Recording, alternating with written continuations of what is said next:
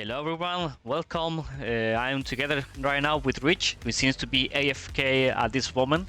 He's just sorting out the little nooks and crannies of the servers for today's match.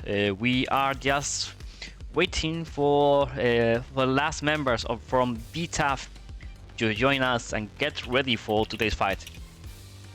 Of course, you can hear Rich typing out a bit on the background, but he's not hearing me at all. He doesn't want to talk to me. Not at all. He'll be back in a sec, I'm for sure. Brainiac, welcome my friend. So we are just waiting for the last guys from VTAF. Sadly, one of the members of them had an in real life emergency, had to bounce out. So they are just waiting for the last member to join. And after that, we will be starting the dice roll as per usual. Oh, of course, as a reminder for you all gents, SATAC 2021 revolves around a dice roll where it selects the mission and weather. You will see now on the screen in just a sec. And thing is going to be this is the schedule.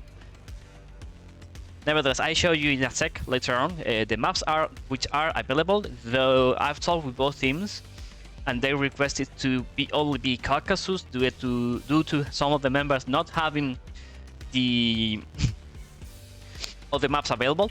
Therefore, we will be only selecting the maps from Caucasus. I repeat, only Caucasus will be part of the group selected. So guys, stay tuned. We'll be starting this fight in just a few moments.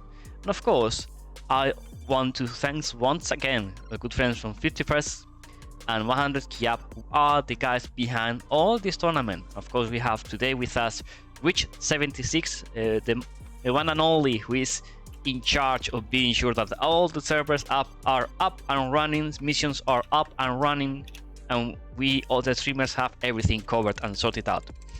So massive thanks to my co-host today, who is typing out and not hearing myself now. I am going to poke some fun to him afterwards because he's not answering.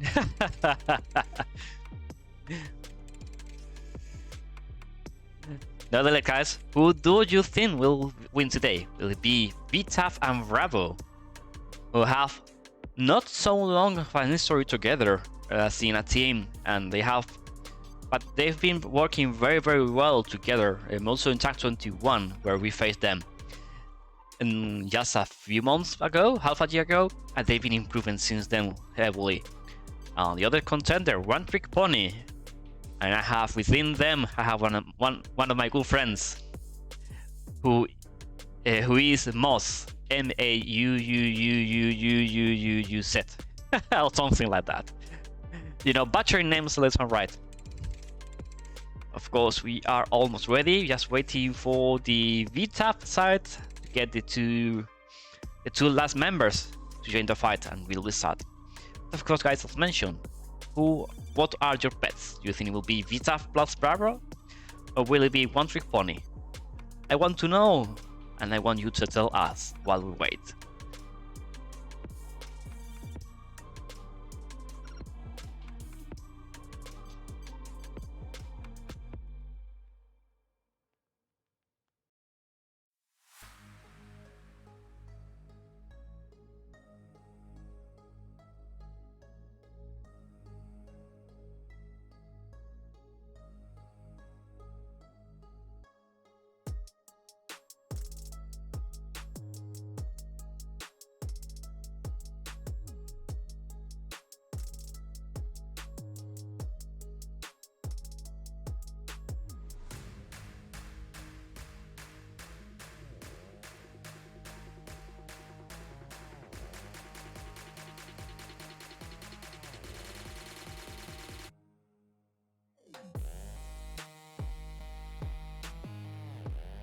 Okay, now we've solved the technical difficulties between Rich and myself.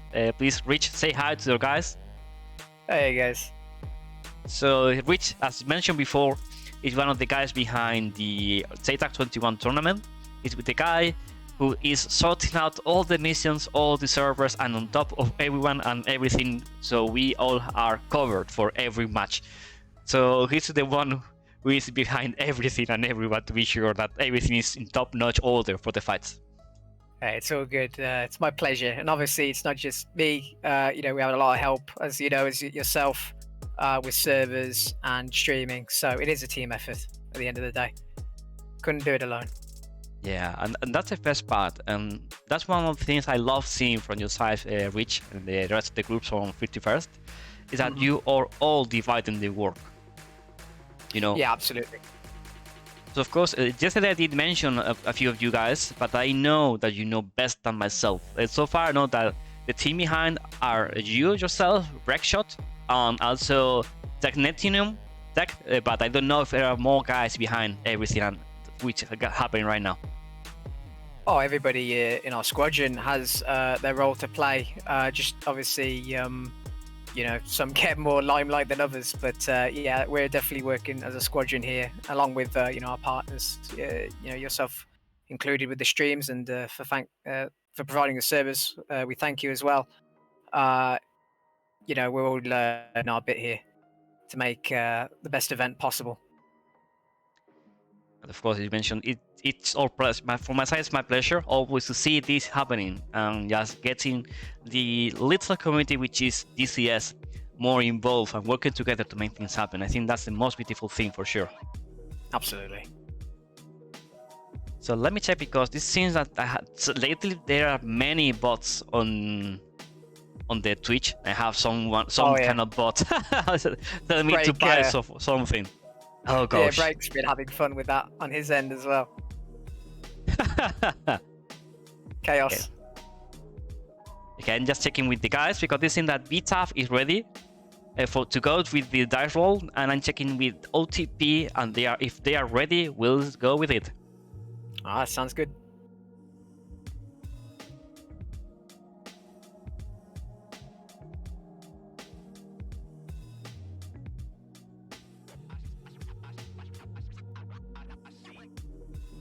Okay, guys, both teams have confirmed that they are ready, and we are going to start with the dice roll.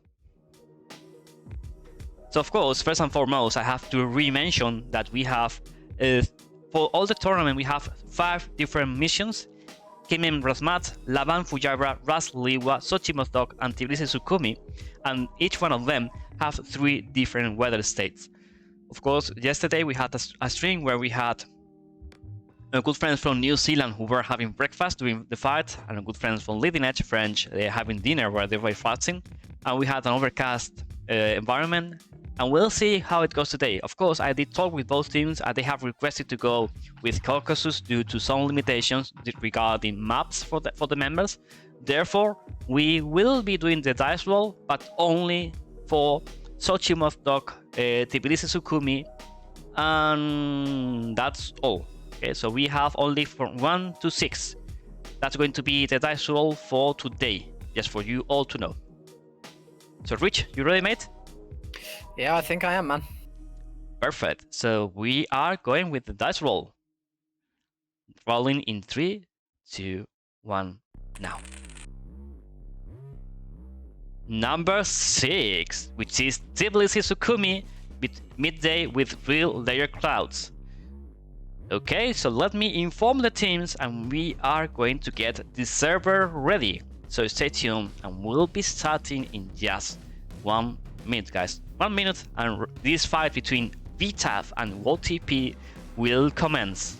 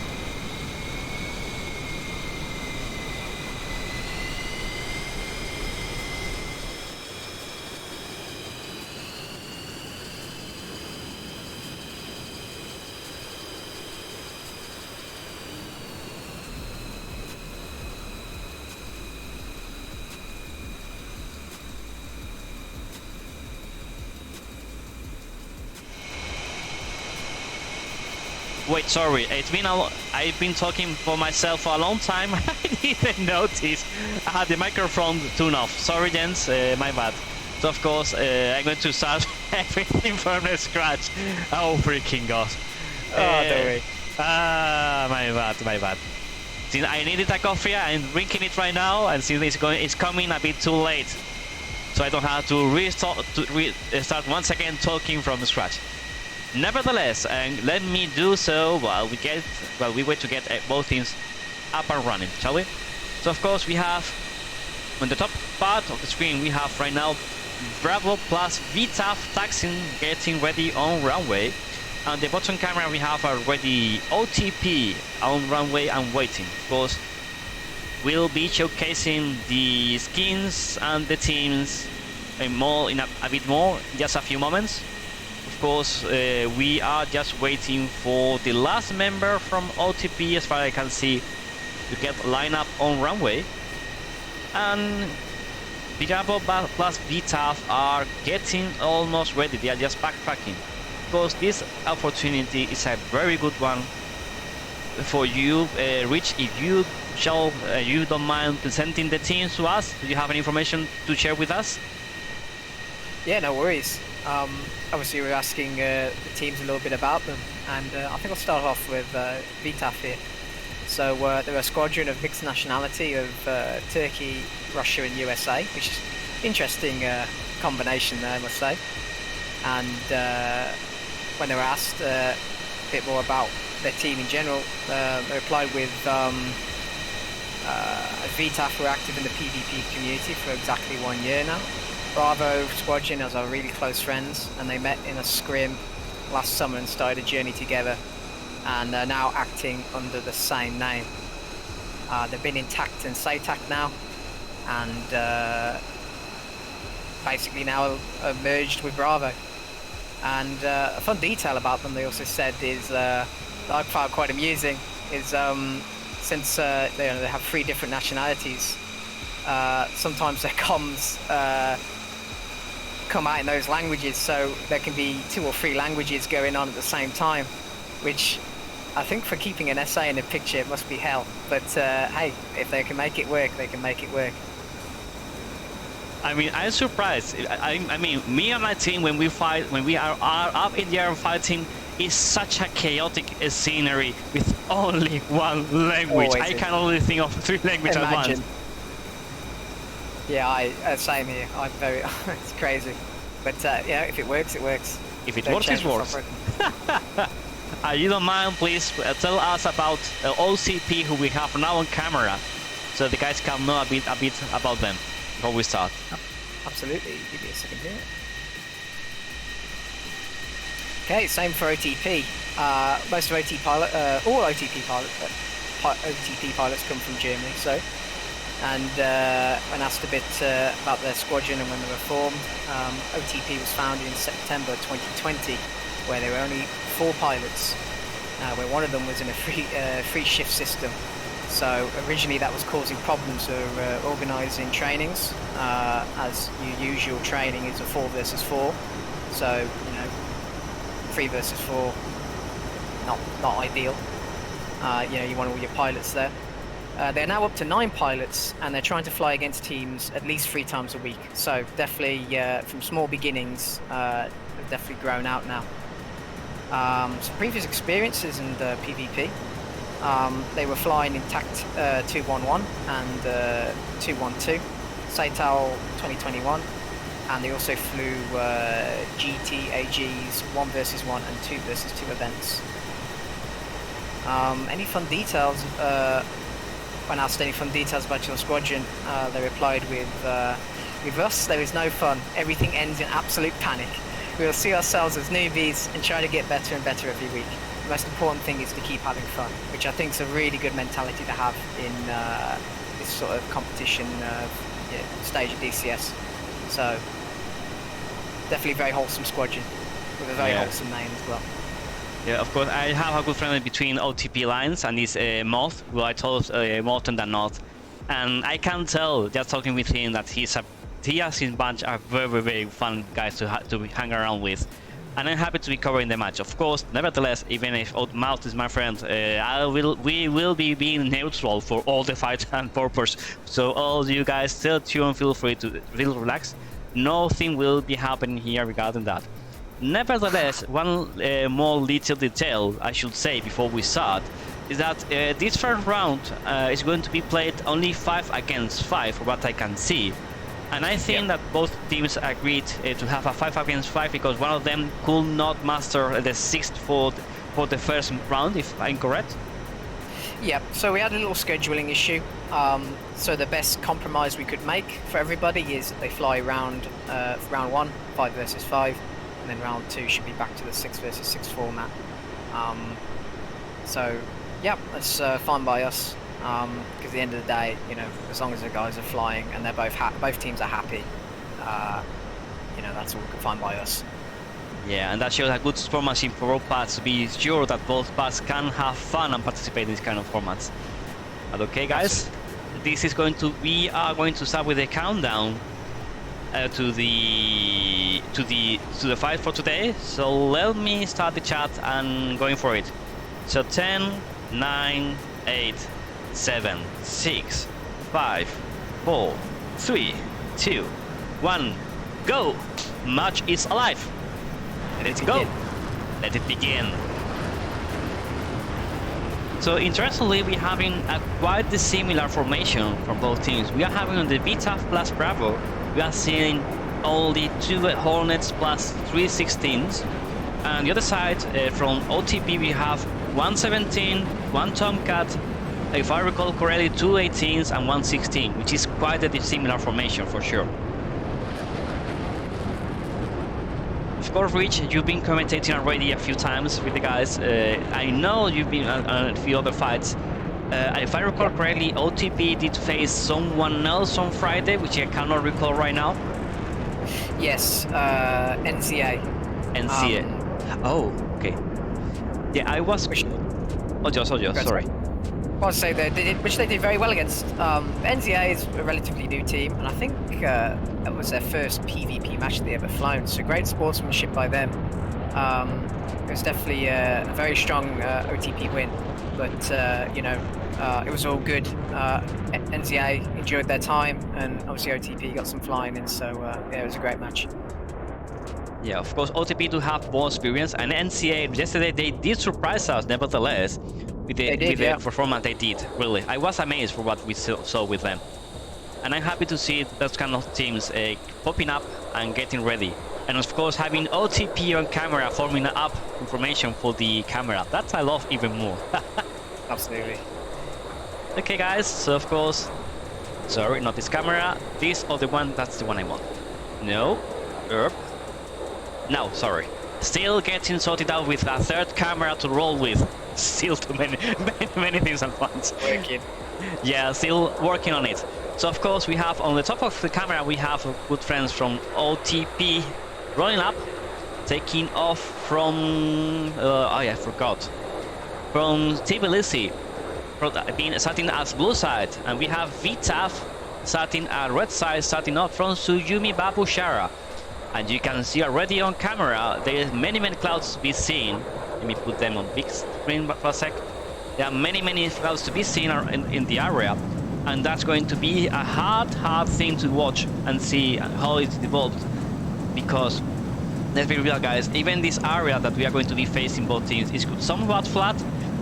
Still, and nevertheless, it's going to be very complicated for them to sort out everything. You can see already that the VTAF members are flying a bit lower, and therefore they are still hanging around the clouds. And we have a few of the members of oTp already up and running into the sky, very far away in the sky.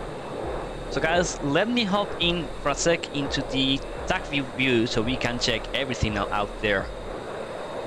Just quickly, I just had a quick look at payloads. So really the things to make note of is the Bravo F-16s for VTAF running ECM pods.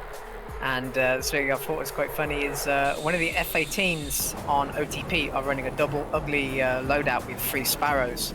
So definitely some interesting kit this time around. Wait, my computer is frozen. Ah, come on, come back from the grave. Okay, it had come back. True. Oh freaking gosh.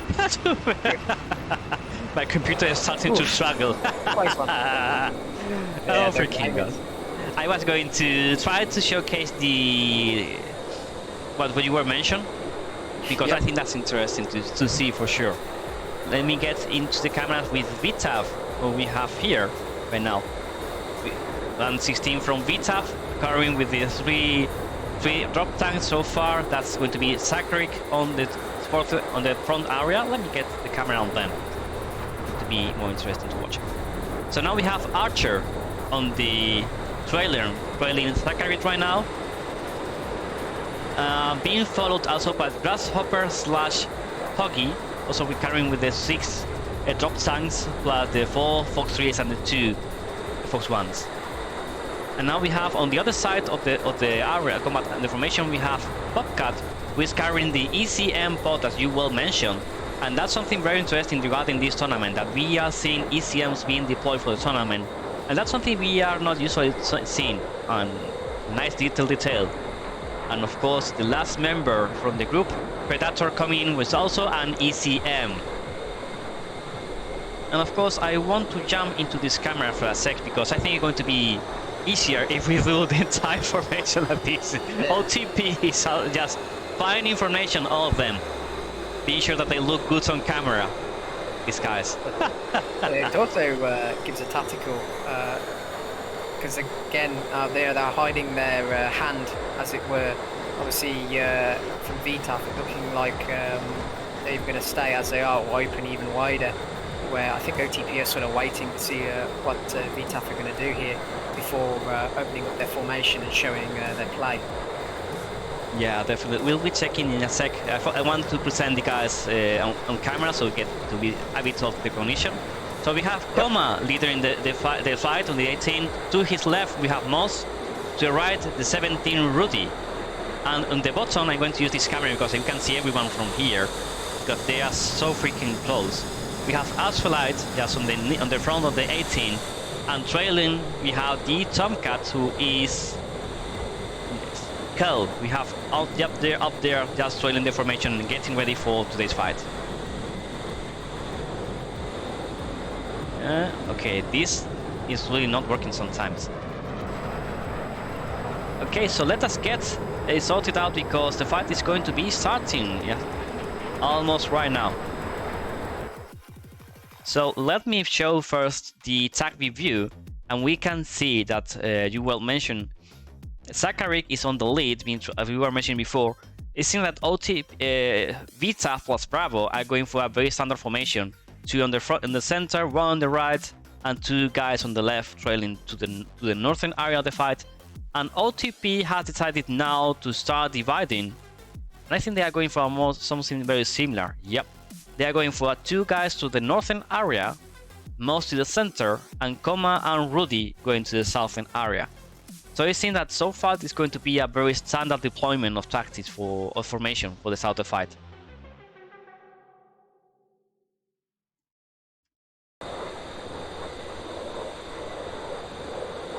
So far, yeah, all yours.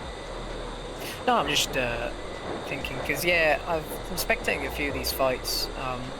When teams like oTp, when they decide to do wide pincers like this, what usually ends up happening is they get cut off at bullseye, and so those groups are unable to support each other. And obviously we've got VTAF coming with a very strong middle push here, so we'll have to see how this plays out.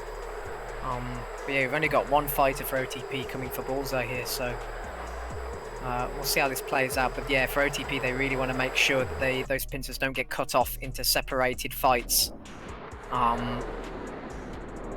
because obviously as VTAF are staying all together here, you know, they just pick and choose what flank they want to destroy first, and then mop up the rest after. But again, it's all to be seen yet. Of course, we can see here that SATAC is starting to go, is dropping the tanks. We have him on top of the camera, and he has definitely go for trying to bait Kel to send those things downrange from far away. Let me get the distance for you guys. So they are right now at 62 miles apart, and definitely he was expecting the Tomcat to be firing upon him, and that's why Zachary is going right now to the notch, toiling north, and we have the rest of the guys still going out hot.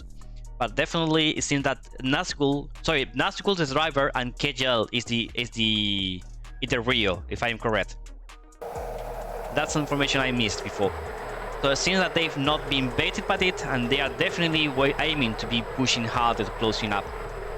We'll see. Of course, we know that the Tomcats here, having only 4 Phoenixes, are not as strong as in other tournaments where we are used to see them carrying 6 missiles. And of course, that's something that is amazing to see, because now it allows the teams to have a very different approach altogether for the fights. It's opened the options for more airplanes to come to the fight, you know? Yep. What's interesting now, it's almost like the roles have been reversed. VTAF have now split into 2 groups, north and south, and oTp have gone into a spread here into Bullseye. So definitely a lot of maneuvering happening here before the fight. It's interesting to see. Seems VTAF are looking to use those hills in the north there. Yeah, that's interesting, of course, because let me get the camera a bit down below better. As you can see, guys, this ground is not totally flat. That means that the teams can use and will be using the mountain regions to defend the missiles. Of course, there is one region up to the southern area that it seems that it's not going to be that much used as differently to what I was expecting to be seen today. You will mention VTAF has decided to push to the northern area and trying to bait oTp to get into the northern area of the fight, and then get the fights into the northern mountains. That's very different to what I've seen so far. Oh, by the way, Deliberator, I think on comms for me, you're cutting in and out here. I'm not really? sure if there's anything for me. Yeah. Oh yeah, sorry. It's because because I have the shift key to mute temporarily the Discord. Sorry. Oh, regarding this as well, but I used the shift key to do the camera works here and there. Sorry, mate. I did not remember that one for sure. No worries. So seeing that we have Asphalite coming hot, getting ready to bait Zachary. Let me get on camera. We have Asphalite right now going for the crank, and he's starting to get ready to face Zachary, who seems to be going to be the first 2 missiles being shot on today's fight for sure. So far, no, both teams are baiting the other one. I think that both teams are aiming to deplete the missiles from the other team, you know, the Fox trees. Yeah, absolutely. Because again, it's only 4 actives, so you've got to be very sparing. But what's interesting here, oTp are now seeming to take control of Bullseye, thus splitting, only by 1 aircraft though, splitting VTAF in half here. So VTAF, that south group, depending on oTp, may find themselves in a lot of trouble. Yeah, we have the first missile going out from Mouse towards Zachary. We have Zachary on camera going for the defensive position right now, trying to notch the 127 by Moss. And seems that it's going to be defended easily, no worries whatsoever. Oh, it's still tracking. No, that's a miss. Okay, and we have also, yeah, it's been defeated. We have the first finish coming from Kejel downrange, and it's going to and seems to be tracking. Let me get that on camera. Yes, it's tracking, guys. That Phoenix was tracking. So now we have 1 less missile to be taken care of. As you can see, both teams are being very patient. They are just waiting to deplete the enemy team, and that's something I love seeing. It takes a lot of patience for sure to be sure that no one is wasting the missiles. True. I think there is an opportunity here for a press from oTp because of how spread out VTAF are right now. Yeah, with a group in the north and south, and then obviously just a single fighter over Bullseye. Maybe oTp want to collapse on a flank now and separate some bandits 2 versus 4 perhaps. Yeah, but so far no one is capitalizing the situation because we have Bravo, the 2 members from Bravo. We've got 3 oTp fighters heading north now. Yeah, but I think this is becoming. You can see Comas sending missiles downrange, Seems to be becoming a 3-on-3 situation on the left flank, on the left of the camp of the SATAC view, and a 2-on-2 on the right. But we have Bobcat, who is going to be trying to defend that missile that has been sent his way. Let me ride with him on camera, so we get him looking good on camera, and as he tries to defend. Of course, we also have Archer, who is trying to defend over there, and that is going to be defended for sure. So far, it seems that it's becoming a depletion war so far. Ooh, we have a close active in the north here from Bobcat and KGL. Yeah, definitely. This is becoming a very interesting one to watch. Let me get them on camera. My prediction is we're going down to Fox 1, Fox 2s if this keeps up. I don't think so. I think you are right though. You can see oTp, Nazgul trying to defend as hard as possible. And we have the first casualty, guys. Nazgul has managed to take down the first casualty from the oTp lines. So Bravo is one down, one member left. Sorry, Bravo has missed one of the guys. So now we have a 3-on-4 on. Okay, what? We are missing more people? No. Sorry, my bad. So we have on camera. We are going to have now Rudy trying to defend the missile sent by Grasshopper to the southern area. This camera is going to be a bit better. Yeah. So we have a few situations over here developing. Okay. So we have on the southern area, Rudy against Grasshopper. Archer is free to attack Coma, who is in this bubble here. It's defending a missile right now. And we have Kegel on the northern area with the Tomcat. Oh, we have another Splash Bandit Bullseye. You are totally oTp, right. Are now in advantage. That's correct. So oTp is 5-on-3 guys right now. So that's going to be right now. It's a massive advantage for the guys from oTp. And this is why when you spread your forces very wide, as you can see on the picture here, Bravo Predator is almost out the fight, and it's Grasshopper and Oggy now. No, Grasshopper and Archer. I feel like oTp are going to swing all their fighters down south now, put one guy on Bravo, and yeah. Yeah, but definitely, Archer is still capable of pushing towards Coma. We can see here on the attack view. But of course, Predator is very far away from the fight. So much that Mouth is coming to the southern area to try to help with his friends over there. So it seems that Aspera is going to be making Predator hold into the northern area, and Coma is going to be fighting. We have right on the left camera, we have Archer going to defend the missile. Right now, trying to survive that Fox 3. And that's a kill, guys. Coma coming with the kill, and now we have a 5-on-2 situation. Wow, things are going down very fast for sure. The ponies are holding their ground. Definitely, and still having a lot of missiles to play around with though. So far they are holding very well. We have now on camera Predator trying to get away and trying to get back into formation with trying to find Grasshopper. But nevertheless, Mouse and Aspelite are coming in hot to cut into the lines. Fox 3 from Predator right now sent towards Mawson. Ooh, off ball sight. That could be troublesome. Yes, we have right now Mawson left camera defending. Seems that might one connect though. No, he did manage to defend that missile. So of course, as we can see here, guys, on the attack view analysis, attack view, we have the Rudy and Coma sending missiles towards Grasshopper, being sure that he cannot push into Moss, and therefore Aspelai is very free right now to also attack Grasshopper. So it seems that they are going to gang into Grasshopper and being sure that he's out of commission before they take on Predator right now.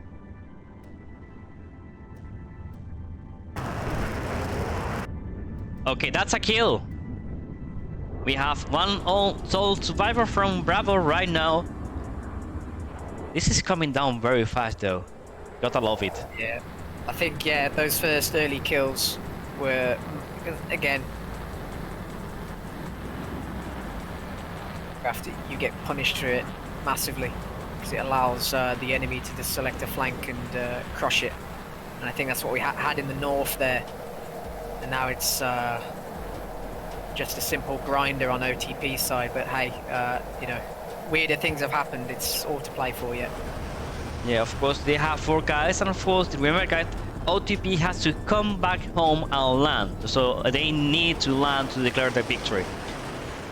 So if we have a Fox 3 from Bravo, who is just sending one of the last missiles he has, going for the defensive maneuvers, Mouse we see that he's just starting to fire Fox 1 missiles, and of course Fox 1s do not track if you are not supporting them with radar, therefore that missile is just out to wait. But nevertheless, Rudy is coming in hot with the SD-10, trying, and of course Koma also sending one more missile, one more Fox 1, and I'm almost sure that that's going to be it though. Yeah, he's breaking support, but his SD-10 looks nasty. Still alive though.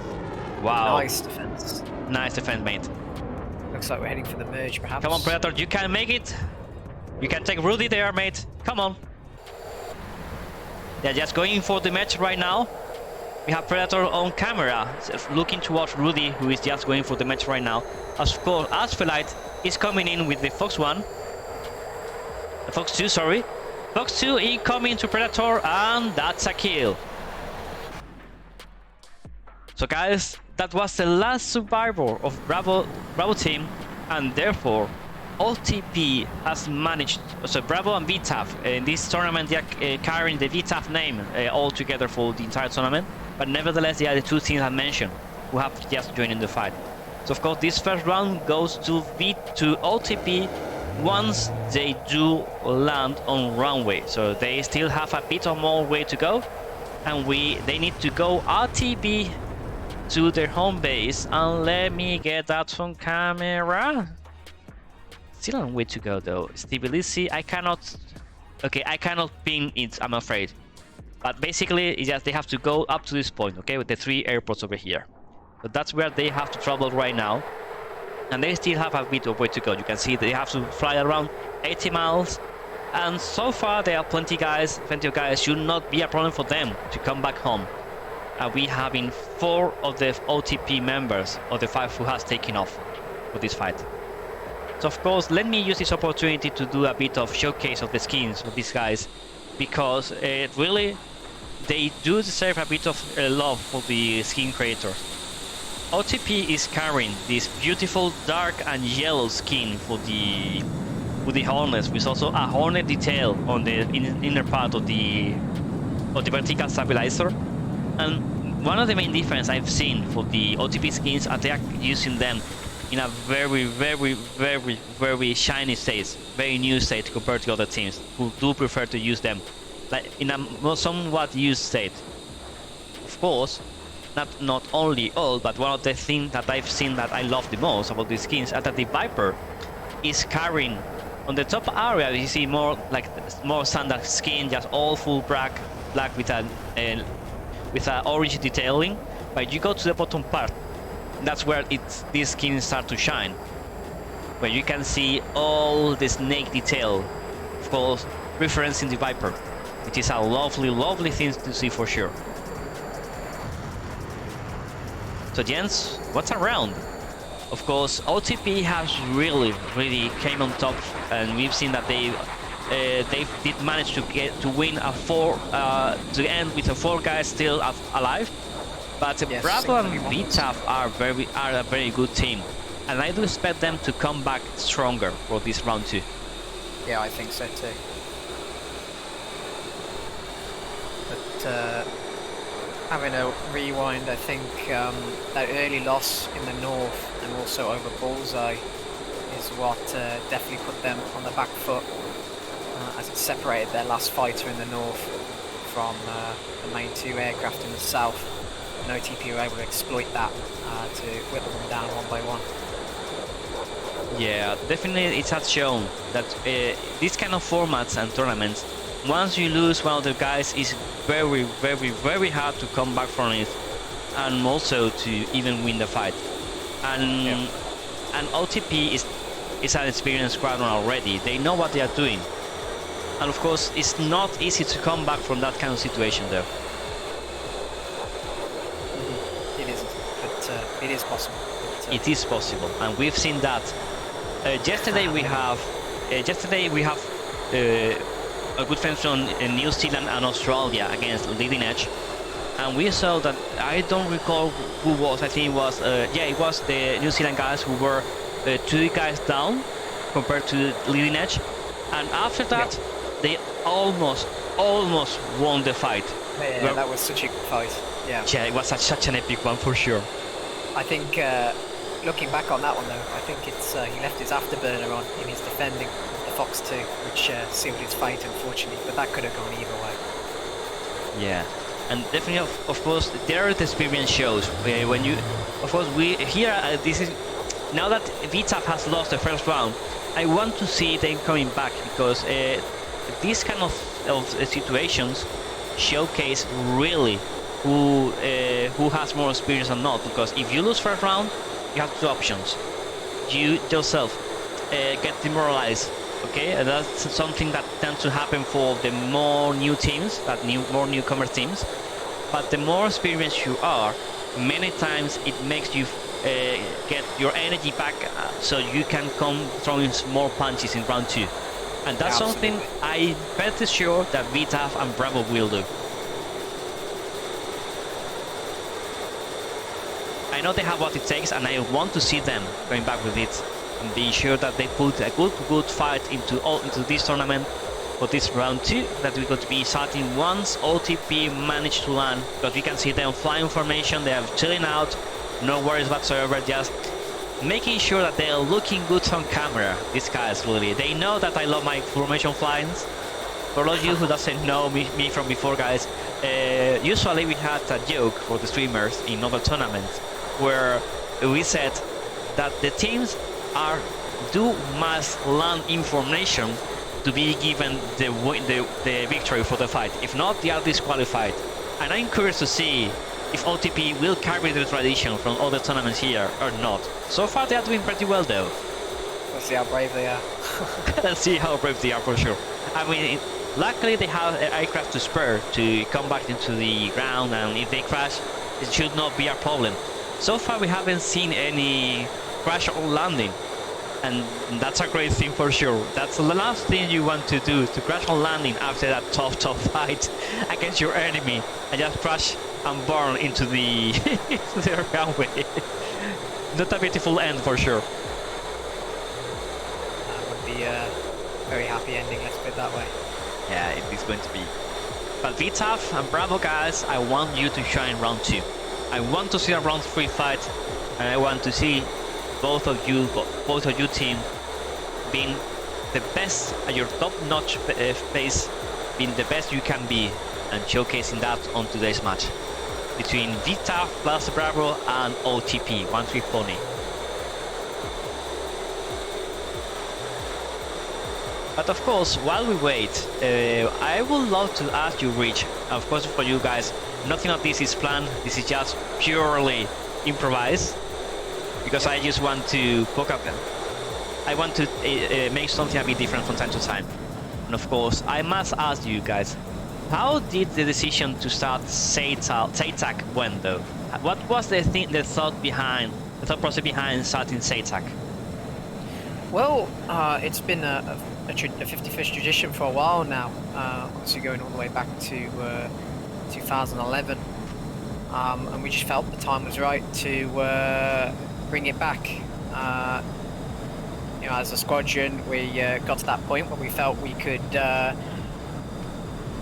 get it going without any issues, so we went for it, and it's basically where we are now.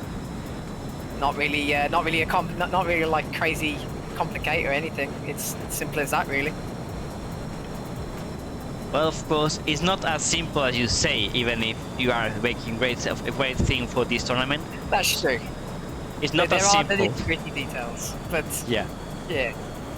we just went on the grand scale. We just felt the time was right for a new shot at this format, and you know, we have a long history of running these events, and yeah, so we set forth to get SATAC 2021 on the road again.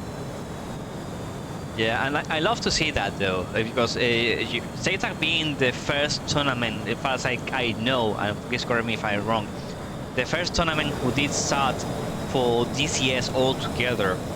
That says something. Like, how many years has it been SATAC running so far?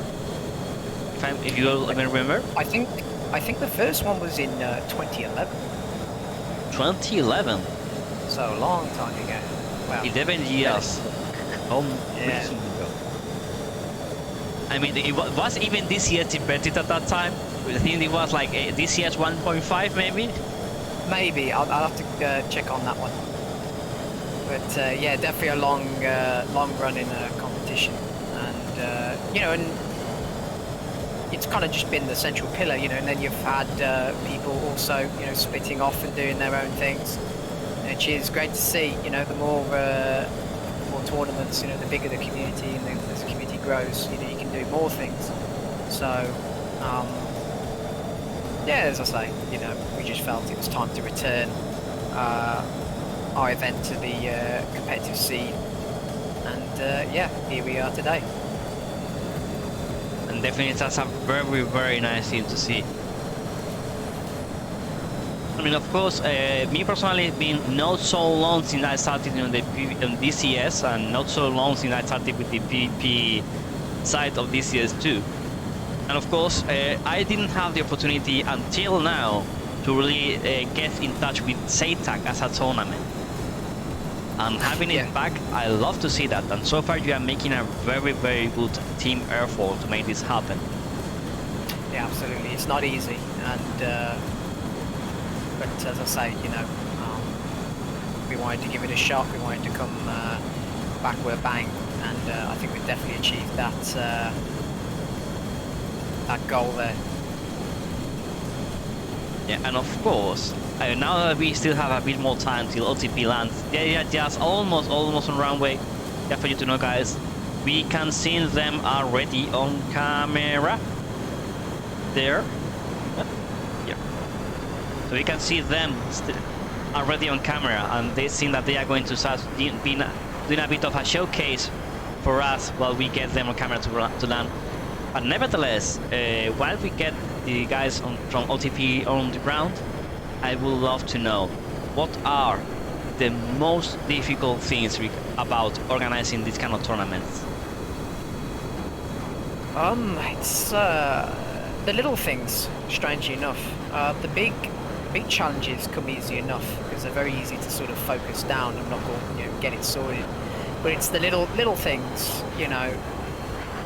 You know, so minuscule I can't really provide an example, but you know, making sure nothing gets missed and everything is sorted for when it's time to, like now the stream goes live. Definitely a big time sink, but luckily, as I say, everyone has their bit to do at the beginning of the stream, and yeah, as you know yourself as well, helping us with some of that as well. It's as long as you focus down, knuckle down, get everything, make sure nothing is left untouched, and you get what we're having now. But yeah, it's not easy, but definitely doable. As you know, we got all our guys, you know, doing their own part for this. So. Yeah, but definitely, as usually, teamwork makes the dream work, as per usual. Truly, it's something we obviously being one of the last surviving flanker squadrons is something that we heavily support. You wouldn't think it, but it's true, because a lot of our flying is all down to really good teamwork. So it just naturally that skill just sort of naturally bleeds through into running an event like this with everyone doing their bit.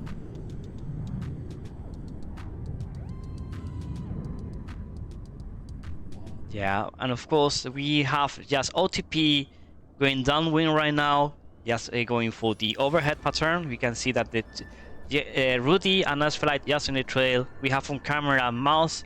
We just leading the flight to be turning out hot into the final approach of runway. Let me check because I'm going to butcher it for sure. Runway 13 right for Tbilisi Tiflis Locini. Come on, these freaking hard names to pronounce. Oh no, it's Why not a bit easier? Come on. truly, yeah. I mean, I would love to see a map where we have some European European names, you know. How about, of course, we have Normandy and we have the Channel map. I mean, True. modern areas for the DCS in other not so typical areas. For example, Europe. Yes, there is no fights at all whatsoever so far, and hopefully that will stay the same, please. Fingers crossed. Fingers crossed. But nevertheless, that's a very interesting scenery to replicate, you know, because you can do many interesting things, like, for example, France against Spain in this kind of format tournaments, and then have them facing themselves in the limit, in the northern Spain, southern French, you know, in the having that kind of different details. I think that's a very, very neat detail, and that's something I would love to see from ED or any third-party developers. Absolutely. Well, it's funny you should mention that, because we were in the planning stages. We were thinking like, what maps would we like to see? And we were thinking, you know, we had the Channel and the Normandy map in the back of our minds, but we didn't want to do anything too crazy. We just wanted a few selection of maps with good terrain that opens up to a lot of different strategies, no matter where you're flying. And also, unfortunately, a lot of the more modern aircraft crowd, they don't have the maps, so unfortunately they were left on the cutting room floor. But who knows, in the future, as you say, they may get some love from ED, and you know, if they're adopted by the community, would love to put some missions on those maps, because again, it's different scenery, and as you say, they're not often seen. Definitely is like that. And of course, guys, we saw oTp are just on the ground. They are just perfectly under control. Moss and Komar, who we have from camera right now, just controlling the airplane. After him, we have Rudy and Asphalt coming in hot to final approach. And this will mark the victory for oTp on round 1 of this fight. Of course, guys, this is going to signify that we are going back for a few minutes break, while we get the server up and running once again and the teams inside, and we'll be starting round 2 on this fight between VTAF plus Bravo against One Trick Pony. So guys, stay tuned and see you in a sec. Take it easy.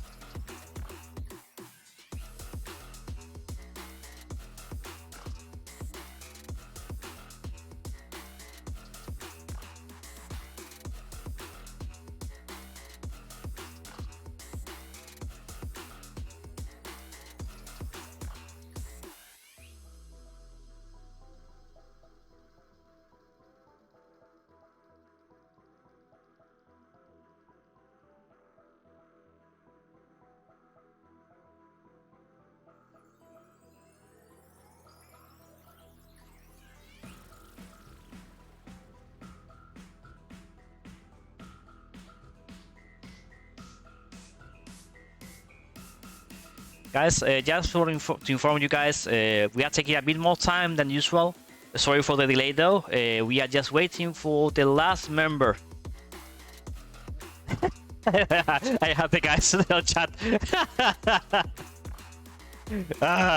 Okay, because of course we have I feel that the guys just getting everything ready. They're taking a bit more time. They're taking a bit more time than we expected to get everything sorted out. And yeah, I wanted to inform you that we are just waiting for the last member from oTp for join the server. And and I told them that we are just waiting a bit more. And of course, they are having a bit of fun in the chat right now as we are waiting. Oh boy, it's all good. Yeah. So of course, guys, sorry for the delay. I'm just checking on chat that GEO775 did mention right now that if the fight was over. No, it's not over. We are going for round 2. Of course, remember, if VTAF plus Bravo do win round 2, we'll be going to round 3, and therefore we'll be having more fights to go, and that's something beautiful to see.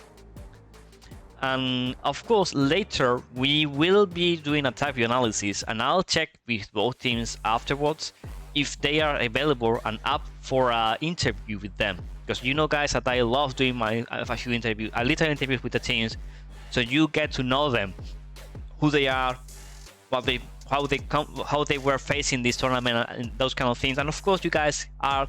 I invite you to get your questions for the team ready, because all the things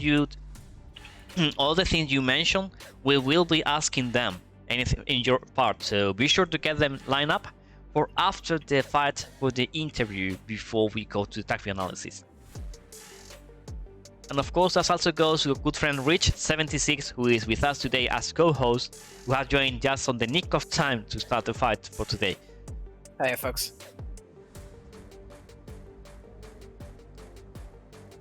As of course, now that we have a bit of time, of course, we should also say a massive thank you for all the sponsors that we have for this tournament. We have Eagle Dynamics, of course, being the developer behind DCS, Hitblur, the developer behind the Vegan and the F14 Tomcat, which we are having today. Lot etc, the program Dart, who is the developer for Lot etc. We will be using that software for the latest part of the tournament, where we go to the bracket stage, and we will be having all the teams without AWACS, and they will be using a human GCI to coordinate all the fight, and that's going to be awesome. That's what I want. The real fun begins. Yeah, that's where the real fun begins, and that's what I'm really looking forward to, because that's something very different. It is, yes.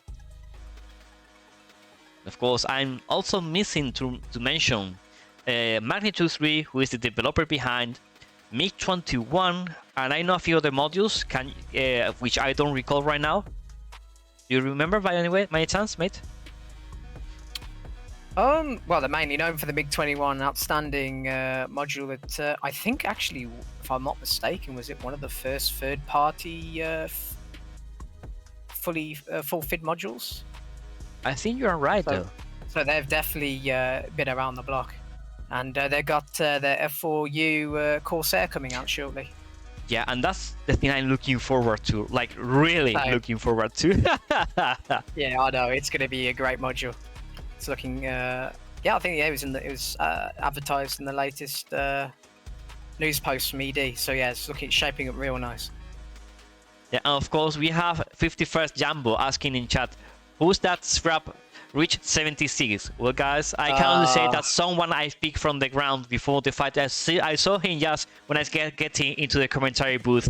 I told him, okay, you want some soft coffee? And he thought, well, okay, let's go for it. No, that's not so. He's the one and only man behind this all working for us streamers and teams, getting sure that all the servers and all the missions are up and running for us to enjoy events. Just can't believe I've been called out by my fellow comrade. Oh. Well, who better to do so? Live on stream. Oi.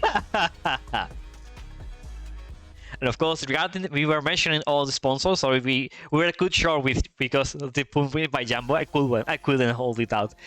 Of course, also we have to mention Rustbam, who is also the team behind I was going to say MiG, sorry, Mirage 2000, as we called in our squadron. We called it the Baguette. Oh yeah, the baguette. Yes. The Baguette. Le Baguette. And the hardware, which we've been informed that is going to be developed into a Spanish hardware, an AV8V2 Plus. Which, by the way, that comes with armbands and radar. So maybe we'll get to see that coming into the SATAC tournament this time. Well, absolutely. That's going to be overkill, you know, having an helicopter. Well, that's it, a helicopter with AMRAMs, yeah. That's going to be overkill for sure. And also, for Razbam, for prizes for the finalists, we have some F-15E and MiG-23 keys available. So on release day, if you do become a finalist, you'll be able to claim yours free of charge. So huge thanks to Razbam for that. Oh, that I didn't know. That's fancy. Yeah, so for the finalists, they'll have keys, because we don't know when they'll be released, but it's most likely after SATAC. But if you select that in your prize draw as a finalist, you'll be able to claim those aircraft once they are released. That's great. Oh, that I didn't know. Of course, there is a lineup of prizes for all the participants. I know there is. Can you recall? Can you mention us what are all the prizes for the viewers to know? You recall them? Probably be a bit too long to list right now because it looks like we're getting good to go. But what I will say is, by just simply making it to the knockout stage, you'll be gifted a lot ATC key to continue the competition with in that stage. So by just simply getting to the knockouts, you know, you're winning things. So we got a lot of stuff to give throughout the tournament. That's nice. Oh, by the way, we did not mention on the other and one of the main, of course, that we are using today, one of the other sponsors, which is TagView. Of course, we are using the TagView Advanced Edition to cover all the matches. That's what you are having, usually on the right screen or left screen, depending on my mood for the day, to enjoy the fight. And that's what we're having for the 3D F10 view, as per se. Absolutely essential tool for DCS. I think everybody would agree. Definitely, we all know that all the PvP teams know that TagView is the main tool to really learn, because after every training we get into TagView analysis, every little detail. Yep, absolutely. So guys, both teams are calling ready, so let me get them on camera and we will be starting with the countdown. Let me get them camera ready. Almost fucked up.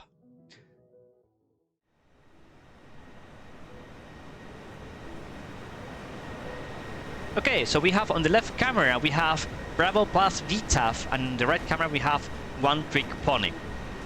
So guys, this is going to be the start of round 2 in the fight between VTAF and plus Bravo and One Trick Pony.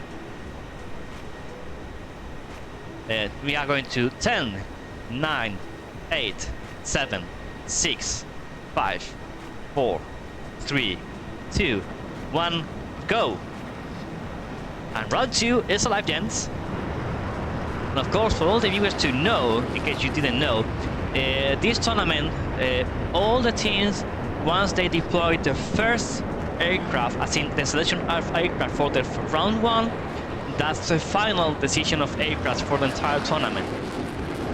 Therefore, we are going to see the same aircraft formation plus 1, because this second round, as they agreed, they are going to fly with the 6v6 formation that we were at this stipulated on the tournament. And of course, they are reached a compromise where they decided to go both of them with a 5 against 5 formation for the first round to help the teams to get coordinated and everything sorted out so they could play. So massive kudos for both teams for making it happen.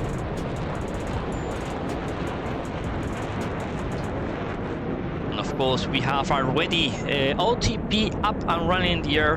Yes, and we have the last member from Bravo taking off as we speak. And of course, let me get to show you if I can somehow the tag view, the tag view here. There we go. This might help to you see. We will be checking the aircraft as we did before, and checking who's going with what and how everything's going. So let me get everything ready for you, gents. Oh, too many cameras at once. Now I'm not managing only 2 cameras, I'm managing 3 cameras now, so that's even better for you guys. But it's something very hard for me to sort out. Truly. I can only imagine. Really, I'm one-man army. Nevertheless, let us start with the OTP lines which are taking off from Tsukimi Babu Shara. So, we have on camera right now Rudy, who is still in coma, who we have on camera too. Here. We have also on camera, and it's being followed by... Let me get it on camera fast enough. The one and only Moss, carrying with the double angle for configuration. Just taking off, getting up in the air as fast as possible. And of course, Moss is in for as per light. We are going to get on camera right now. We have information with Moss. And they are being trailed by the Tomcat being flown by Nazgul and Nazgul plus Kijel. We have right now on camera, just flying around, carrying the 4 Fox-3 missiles that they are allowed to carry, not more, guys. No airplane is allowed to carry more than 4 Fox-3 missiles, guys. And of course, the last member from OTP, Joker, on the back, just getting up and running and ready for the fight. And of course, let us go to check the VTAF plus OTP plus Bravo formation. This time they are carrying a very different configuration for the fight, though.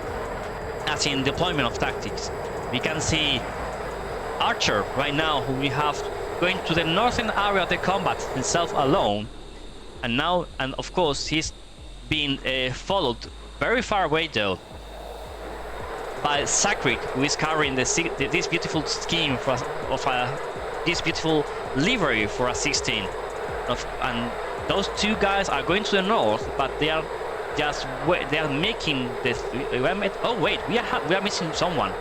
Grasshopper had to go back to RTP and solve some issue with the airplane though, so he will be coming back into the fight later once it solves the problems. Just to clarify, as long as they haven't entered the bubble, they are free to sort out any issues they have with their aircraft. But once they're inside the bubble, that's it. They are locked in. If they disconnect or anything else happens, that's it. They're classed as lost. There you go, gents. Now you know. So of course we have now on camera Bobcat, who is just leading the southern area formation and being closely followed by the one and only Predator, just the other member from Bravo. And of course we have on the back area, just very far below, just Angel 13 right now, we have Stranger. So far it seems that we are going for a very different formation than in round 1 for both teams, and that's something I was not expecting really, you know? Yeah, but again, we'll see. I'm just worried again if they go very wide, because OTP like to play bullseye, and when you play these wide pincers, you really got to make sure you don't lose control of the middle, because it allows the other team to sort of, you know, split you in half and then focus on the weakest flank, get a few easy kills from there, maybe 4 versus 2, and then you know, start working the rest of your formation in a numbers advantage. But again, we'll see if they've learned from the last round, and hopefully we get a decider. Yeah, we'll get to see. Of course, both teams are. Red team had just entered the bubble, so, and red team is OTP. So OTP right now is a bit farther ahead. Even they are flying in a 4-ship formation, and we can see on the top camera right now. These guys know me well enough to know that I love my formation flights. of course, as you well mentioned before, I want you to if you can repeat it for the viewers who had joined us afterwards. Why are they finding information, and not only for the looks? So it allows you to see how the enemy position themselves, and basically keep your cards to your chest, so to speak.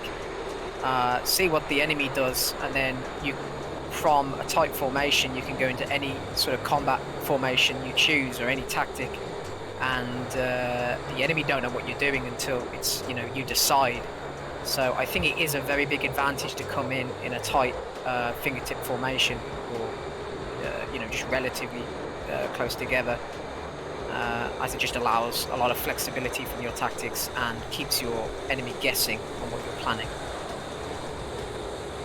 Yeah, but since that they have decided right now to split into two flights formation for OTP lines, and we are seeing. Let me get the OTP a bit closer view over here on the attack view. In the attack view, we can see them right now that they are splitting up, having Koma and Rudy coming into the northern area, Moss and Aspelite going through the center.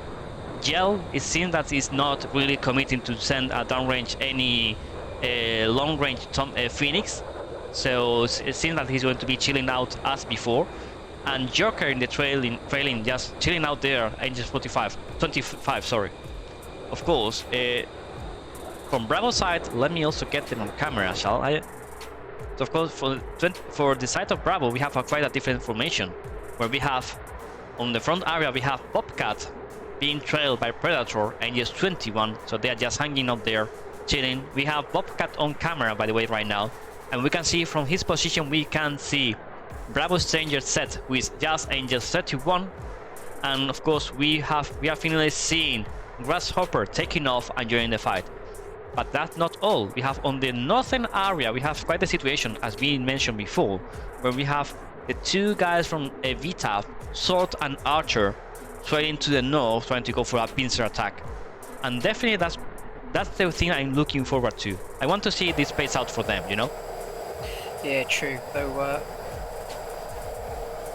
it seems OTP are doing sort of but ideally, you know, when you see two groups of bandits in a big spread like this, you want to, if you're still all together, is you want to pick a flank and start cranking in that direction, because it would then put the other group of bandits not out of the fight. They will eventually get in, but it just offsets them away. But it seems OTP are just going to take the safe approach and just start filing out into a wall here with maybe a single fighter going down south. Joker here, but we'll see. But I think a lot stronger formation from VTAF this way round for sure. And by the way, of course, I'm going to do a fast overview of the rule set for this tournament, because this is different to what you are seeing, because I have my good friend, I was very professional, asking regarding Jammer. So this tournament, SATAC 2021, regulations are 4 Fox 3s, a limit, if I recall correctly, of 2 RT for the SU-27s and similars. Only 4 R27 ERs, so that's the long-range Fox 1. Okay. And obviously, I think you were wondering about the ET. Yes. The flankers can only carry 2 on each plane, so it's you can't carry any of those more than 2. There you go. Thanks for the correction. And of course, 4 Fox 3s for all across the board, MV aircraft. And ECM is allowed for all the aircraft except F-14, which they've saw the duty check that isn't working as intended. So currently the F-14 is the only aircraft that has no jam effects. So he's basically unjammable, and he's also able to shoot long range. So we made a hard decision to restrict the F-14's ability to jam, as we thought it wasn't fair that he could give the opponent jam, home on jam indication, but he could, relatively shoot unharmed if the enemy was also jamming. So that's the clarification on that one. Yeah, and that's why you have to get one of the guys from the organization on top of the fight, so you can get informed live of all the little details of the fight, more than anything I can tell you guys. Of course, we are seeing the Bobcat and Predator coming back, just going for the north. So we can see. Very worried about that north group of Yeah. VTAF. They're going to end up in a 4v2, I feel, while Joker and Nazgul keep South group busy. We'll see, because of course we see Stranger's set is still far away from the fight, and the one and only Grasshopper is still far away from the fight and is going to be burning fuel. And what to the point where he gets into the fight. But of course, he's going to be taking a bit more. But of course, wait, what's going to happen here with my other screen? Okay, now. Of course, we are seeing we have on camera Nazgul, as he's been fired upon by Bobcat, who is sending the first Fox 3 of the fight into Kajel, trying to be sure that the most scary aircraft of them all, the Tomcat and the Phoenixes, are taken out of commission as fast as possible. And we also have Archer starting to fire upon Aspelite on the center side. So Kajel turning out coal seems to be no problem whatsoever for him. Moss is also turning out coal. I do assume he's aiming to waste some missiles for the enemy team. And of course, Aspelite, who we have on camera, might be for a bit of a pain train if he doesn't manage to defend that missile. And that might one connect though. Since he's going to defend that one though, yeah, he's going to around that one, but it's been a very, very close one to start. Yeah, very worried about VTAF again. It seems OTP have control over the middle here, so VTAF are now split to north and south group. If OTP can make short work of that 2-ship up north, it could go very badly for VTAF. Yeah, and that's going to definitely make this fight the decisive factor of this fight, because we can see that both teams are really, really taking their time to get everything sorted out. So far, as you will mention, OTP is hanging around closer to the bullseye, 3 aircraft formation to the southern area, to the left of the camera from Bravo, and from VTAF we have 3 other guys on the northern area. But we are seeing the first Phoenix of the fight being launched right now from Kajel, and that's let me get the distance. That's a 10-mile shot, so that's going to be a scary Phoenix for sure to watch. Looks like it's tracking well. Let me try to get that one on camera. So far it's tracking, and that's a kill, guys. We had the first casualty of the fight. Bravo is one less, guys. One of them less. Yeah, real bad position for VTAF now, because they've got 2 aircraft south and north with OTP taking the center, so they're unable to support each other. We do have Oggy coming in on full gate. Maybe he can do something to try and hold the fort down in the middle here. But still, he's still too far away to really be part of the fight, you know? Yeah, that's the issue. They need him, and they need him now. One more finish going down range from Nazgul. Let me get this fixed. Okay, there. Nazgul. So now we have, of course, Kajel defending a missile sent by Bravo Bobcat. And the finish seems to be tracking still, though. Yeah, seems to be tracking. That's going to be a kill. That's a kill for OTP Nazgul, who has managed to defend the missile. So Bravo is really taking casualties here. Oh, the northern area is not even easier for them. You can see that. Let me get on camera. What's going on with my computer today? With the. Okay, come on, guys. There. So let me get Archer on camera here. We just turning out coal, trying to be sure they doesn't get killed. Okay, we have a situation in the southern area where Bobcat is really having problems to hold out the line, and we can see here. Yeah. Bobcat is trying to defend. Too late for me to get on camera, but nevertheless we have one more casualty for VTAF side. We have on the time view we have Archer who has fired upon Aspelite, and that's a kill. We have the first casualty on the OTP lines for today's fight. But this is a chance to reverse here, because OTP have now lost control of the. They themselves are now split into 2 groups. Yeah, but nevertheless we have Archer facing Moss right now. We have Archer on camera right now, and they are being sure to try to around those few Fox 3 missiles that both teams are having with them. But so far, we still have 1, 2, 3, 4, 5 guys from oTp up and running, and finally Grasshopper is being able to join the fight, coming in at Angels 20 Mach 1.2 into the fight, trying to make a difference, holding out the northern area. We have right now Coma and Rudy pushing to Grasshopper, and we are seeing him on camera. So that's right, with Grasshopper on the camera, we have him defending. Going vertical, maneuvering. Phoenix out from cage out to bullseye. Not sure who's tracking. I think it's tracking Archer though. So far it seems to be Archer, but also Archer is being fired upon by Coma. No, the Phoenix is tracking Grasshopper though. It was tracking Grasshopper, but it's been defeated. That is correct. So okay, Yeah, now we have SATAC alone against Nazgul and Moss, and Joker is still hanging out there, chilling out there, so no worries for him. But missiles are coming for SATAC, and he tries to notch the Phoenix coming downrange for him. I think he sees it. Yeah, he's trying to notch, but that's a casualty. Ooh, those smoky motors are very easy to see. That's unfortunate. Yeah, but of course, Kijel is being sure that those the fuel quantity of Phoenixes are put into good use. And now we have VTAF committing into Coma, but of course he is going to be defensive maneuvering right now. We have him on camera, trying to not get into the squirrels. This might be the another casualty for VTAF. No, he did manage to notch the missile.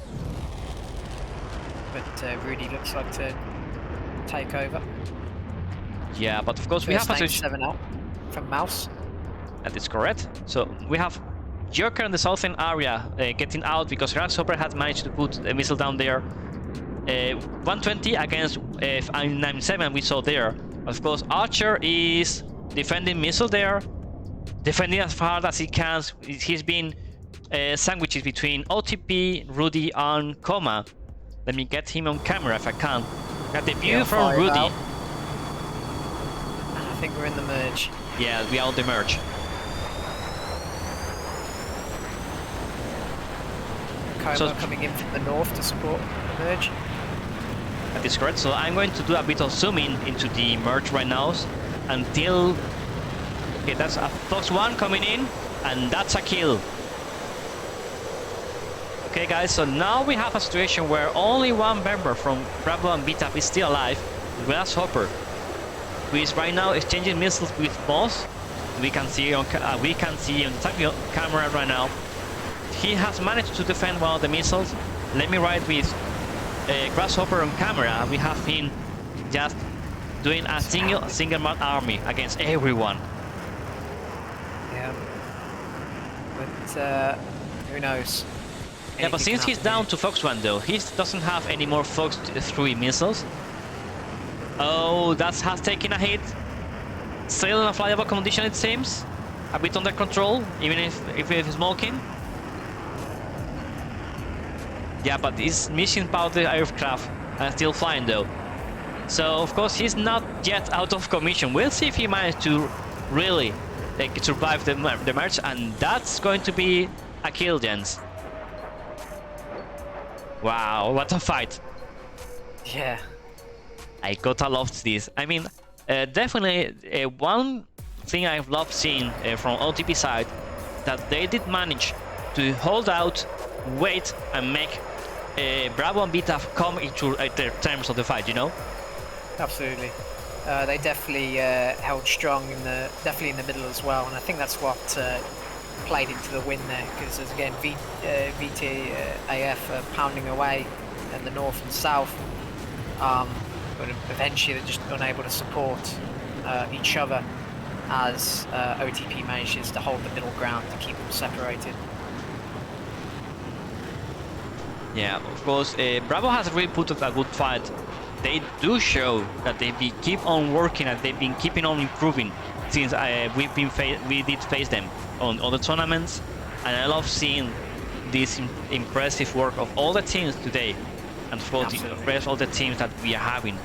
Right now we are having Breakshot covering another match that we will be going saying hi to them after today's fight. Of course, I'm going to check with the teams if they are up for an interview just when they land, because it's so far. Oh, wait, sorry, I should not be appearing there.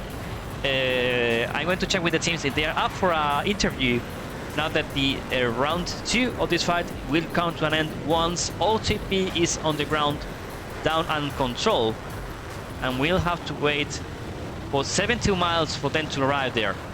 But so far should not be a real problem to get them line up on runway. They seem not to be having any kind of issue whatsoever for the aircrafts.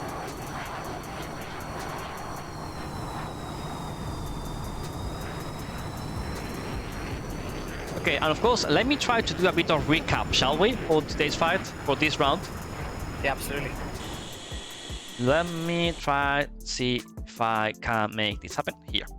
Up, here, now. Okay, so now we have the entire screen for TAC view and for TAC view. Of course, round 2 we saw oTp taking off for the northern airbase, sorry, the most western airbase, and Maro plus VTAF taking off from Tiflis. Oh, really, my names. Someday we'll have a map with easier names to pronounce. Come on, someday. Sure. Someday. But of course, interestingly, Bravo and VTAF did commit to having 2 guys on the northern area, very far away from the rest of the team in the southern area. Really, I'm not so sure that was such a great idea. Really, because I understand that they are trying to separate oTp into the 2 different areas and then commit into one area and win one area over. But really, we have seen that it hasn't really paid out for them. No. Of course, it's easy to talk and mention everything when you are here on the other side. Hindsight 2020. Yeah. always. But of course, we also are part of competitive teams. We are used to play. We know more or less what's going on the match. Okay, of course we are not them. We will be asking them in the interview if they are ready for it, and I've asked the teams, and we'll be getting an answer hopefully shortly, so I can get you up in the ropes with that. But really, it's a great pity that we have had Grasshopper going back to the airbase so long after they get into the committee into the bubble. Of course, they did not enter into the bubble yet, but still, they did file a long way before he came back, and that's something very interesting to see. Because when you are flying from the start of the fight with one less guy, that's hard on the rest of the team.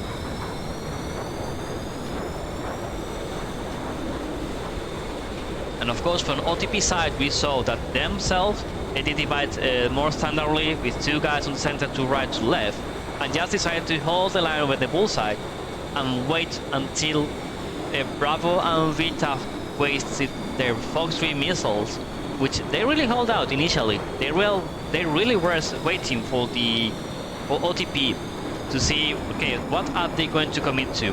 And of course, as this happens on these kind of tournaments, once it starts, when the fight starts, everything comes down fast, very fast, as we saw. And that's the magical things of tournaments, gents. That's the thing I love the most, for sure.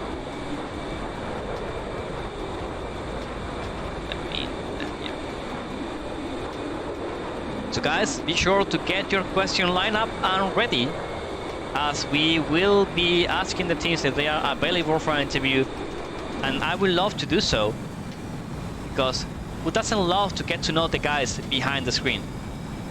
I know for sure I love. Okay, we have confirmation from VTAF, and we are waiting confirmation from oTp, who are flying. I'm going to ask them on chat, so we can speed thing up. Absolutely. Right. But they are flying information, so hopefully no one will be killed by answering the chat game right now.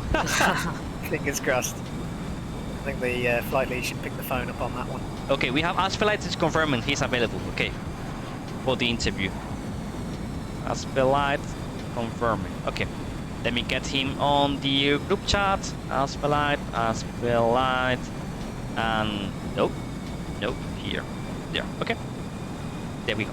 So of course, can any one of you guys, if anyone of you is watching the other fight, which is happening right now as we speak, which Breakshot is covering for the other match of SATAC 2021, can any one of you guys inform us who are here today? You tell us how that one is going on, so we get to know the results on the other side of the today's fight.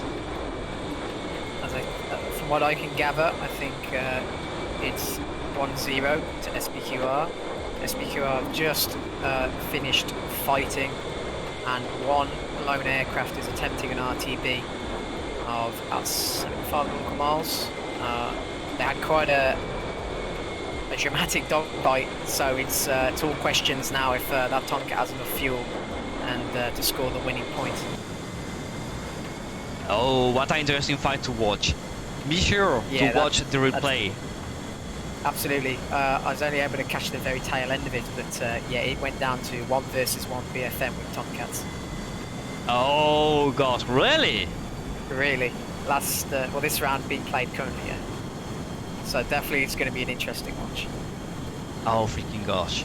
So that means that if the interview doesn't get so long and the teams do land fast enough, we'll be able to enjoy all of us together a bit of a raid into Breakshot channel and enjoy some fight in their channel. Hopefully we will. I would love to see that. Fingers crossed. I mean, I'm up to cut it short and not doing the tactical analysis just to get them, so you guys get to watch the other fight.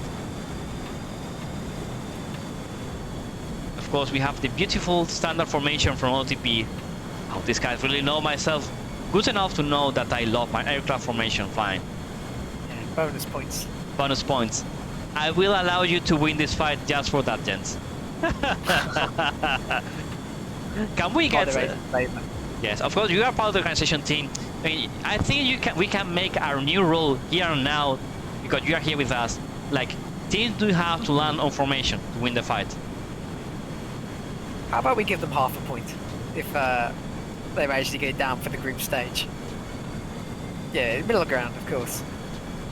Okay, well, I can compromise. I can compromise with that. Oh boy. But yeah, it's definitely a real nice tight fingertip here on the way down. It's always good to see. It's always good to see. And also when they are doing formation close flying in the clouds. Of course, for you guys to not remember, this tournament, one of the main differences is that the weather and the map selection is randomized and it's being done live before the match, so no team knows the match before the map, so they cannot really prepare any strategy specific to that map unless they do prepare long in advance. Yep. It is something lovely. Each maps have been picked, so you know, there isn't just one tactic that can only be employed. We do have some flat ground in the bullseye and in the west, with mountains to the north and south. So it's definitely a little bit for everybody. But yeah, the idea is you know, you get the map randomly selected and you adapt to that pick. Yeah, and that's something I love seeing, by the way. That's something very new and very different to what we are used to. And anything new gets thrown into the mix. That's something I love seeing. Yeah, that's you know, it's how we progress through. You know, people try new ideas, see if they work or not, and then you know, you end up with better tournaments because of that. Yeah, and definitely that's what matters the most, when you get even better and better and better and better. I mean, just recently, I think it was even today, that we got one of the streams from SATAC 2017. Oh yeah, I know the ones. Yeah. And I was amazed to the different quality that we are watching today compared to that time, you know? Absolutely. That's yeah. I think you mentioned in relation to the streaming, you know, that's how it was back then. But you know, as I've said, you know, people come up with new ideas, they're tested and tried, and then you know the cream of the crop, you know, is moved forward, and the whole process starts again. And guys, that's why it's important for all of you guys to come up with ideas and throw them up into the organization teams. I know for a fact that when you get more people involved thinking and getting new ideas thrown up into the mix, more beautiful things happen. Like for example, what we are seeing today, having dynamic weather, having dynamic map selection, randomize them all. That's something very novel, and that's something I hope to see coming further down the road for all the competitions. More so for SATAC 2022, hopefully. Can we confirm already? Absolutely. I can neither confirm or deny, but we'll definitely look into it. It has been a bit of a tradition sometimes to take a break for a year, but we'll see. Nothing's I can't concrete confirm either for or against on that, but as you were saying, yeah, absolutely. You know, we took the first step on the dynamic weather and the missions, and we hope as well, because again, we'll also be partaking in as many events as we can. We hope that propagates into the wider DCS community now. And that's the beautiful part of this all. I mean, competitions for me personally is just a way of getting to know more people abroad, you know. True. It brings us all together. Like, as you know, quite a big thing for us this year. We managed to get some Chinese teams back in the fold after they took a bit of a hiatus for a few years. So that was quite big for a lot of the members in 51st, because yeah, Chinese Festival in Sky, real big teams a couple of years ago, but they kind of fell off the map a bit. But we were able to invite them back, and yeah, they're flying in. I think is it in Sky in Group 1? Group A, so I'd have to double check that. But yeah, we want to get as many teams in from all over the world competing, and most importantly, having fun. Definitely, and that's something I really appreciate for this all, really. Yeah, absolutely. It's one of our main goals. Having fun for sure. No, true, absolutely. Of course, we are seeing right now most getting into down and control into runway number 30 for Tsukumi Babushara. Come on, let's hear names. Can we rename all the names, like I don't know, Brazil and Paris for the base? Just come up with random names and say, hey, well, this is it. That draw tool that ED threw in for us I think it's about a month now. Yeah, just stick a label on it and call it that. Okay, yeah, that's an idea. Someone write that down. Yes, please. So guys, I want you all to come up with names for the airbase for next match next week, guys. We need some renamings so we can pronounce all the names for this fight, because it's getting harder and harder every day. True. Every day, absolutely. So guys, this is going to signify the victory for oTp on both round 2 and the fight against VTAF and Bravo. And of course, as mentioned, this is not the end of the stream. We are going to go with an interview that's already been confirmed. We are going to be interviewing both teams. As usual, it's going to be a brief interview. So if you want to get to know them, and you want to ask them anything, both teams, or even Rich, who I have with myself as a co-host gladly for today, who is enriching the stream today, being sure that we know what's going on and all the little detail. Okay, wait. Wee. That 17 was almost going to crash on the landing. Ooh. He has a bit of a track record with that one. Really? Actually, I think he's got a busted gear again. Is it the left one? Yeah. It is. Oh, no. Not again, mate. Not again. And more so on camera. Rudy, you've been shamed for not landing correctly, mate. Poor mate. Nevertheless, this is going to be the end of the fight. with having Kejel Nazgul landing right now, we'll be going for a brief pause while we get both teams on the chat up and running for the interview. So guys, stay tuned and see you in a sec.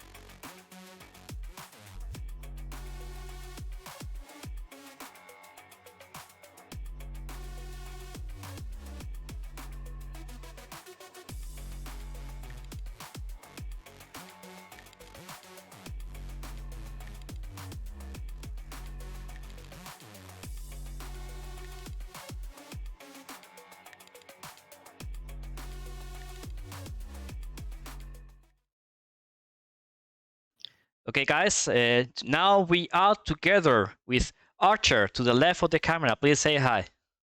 Hello, everyone. And of Good course, evening, lads. the one who has said right now, good evening, lads, is Afterlight from oTp.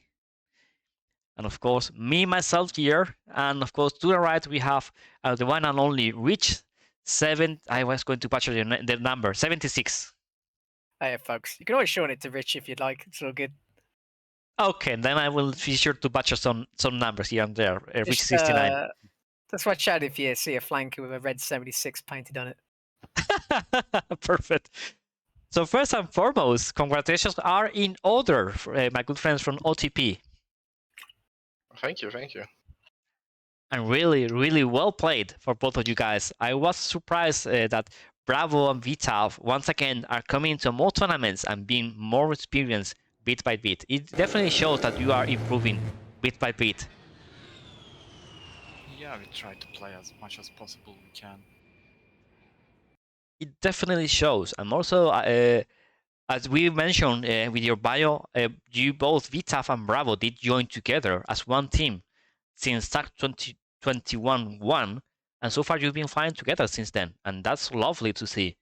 How does the we did know from the bio that you do have a 3 different language in the group.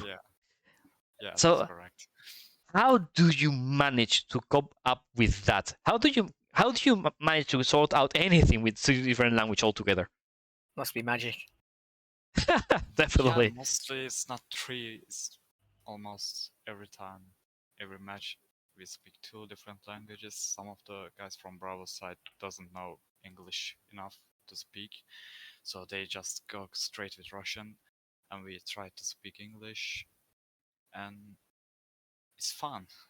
I mean, Could only imagine. it's manageable, mostly manageable at least. It's just for fun, so yeah, we don't really have a hard time for communication or something else. Well, that's impressive. I would love to get to see your come someday, because that's going to be very fun to watch and enjoy. Really. Of course, we have 99% laughing, so. Because we have a question from Jumbo from the oTp sites, and this case is, when is Rudy going to land without busting his gear? When is Rudy going to land without busting his gear? Yeah, I gotta ask him himself though. I think it's just some things with the wind or the wake turbulence that throws him off maybe. Normally he doesn't do that. Like in public matches and trainings, he never busts his gear. I can totally verify it. I don't know what it is, but I'm It's sure not we get easy. over it. It's not easy with obviously the weight turbulence off your fellow teammates up front, and obviously you've got crosswind and yeah, different experience, especially for aircraft with very light landing gear like the Jeff and the F-16. Absolutely, yeah. Definitely a skill there. Yeah, and you F-18, you just slam the F-18 down, no yeah, issue. But yeah, don't need to worry about that landing gear, but Nah.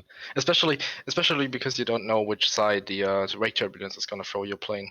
True. So on Friday where we were flying versus the 66, we I wanted to land and all of a sudden the whole aircraft just flipped like 90 degrees and I was really afraid of losing control. But yeah, it's always unexpected, but it's also a nice thing to see because most of the public service don't have it. So it's a nice Yeah, challenge to add to the whole tournament, in my opinion.